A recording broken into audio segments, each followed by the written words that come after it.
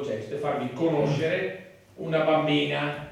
Eccola Emily, la piccola di 7 anni che con il suo gesto di grande generosità ha commosso tutta Italia. Il giorno dopo la devastante scossa di terremoto in Albania, Emily stava facendo colazione prima di andare a scuola. Le immagini della TV, il racconto della mamma le hanno subito fatto scattare il desiderio di rendersi utile nei confronti dei suoi sfortunati coetanei. Con l'aiuto di mamma Veronica ha scritto un pensiero delicato e prima di chiudere la busta ci ha infilato 5 euro.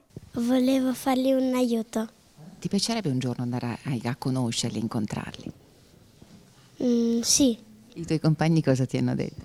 che ero stata bravissima. Accanto a Emily la sua bella famiglia, papà e i fratelli Salvo con Ginevra e mamma Veronica. Spero che questo messaggio arrivi soprattutto a questi bambini perché la piccola Emily l'ha fatto col cuore, non è nulla, è un gesto simbolico, però spero che arrivi soprattutto in questo periodo di Natale. A Palazzo Piloni, al grande lavoro della Protezione Civile, dell'ANE e della Polizia Provinciali, Padrina ha riservato parole di profonda gratitudine per l'impegno, la passione, la dedizione e la grande professionalità. A seguire ora per ora il lavoro nella sala operativa il consigliere delegato Massimo Bortoluzzi. Abbiamo ritenuto necessario e doveroso ringraziare chi si è adoperato in sala operativa per darci una mano.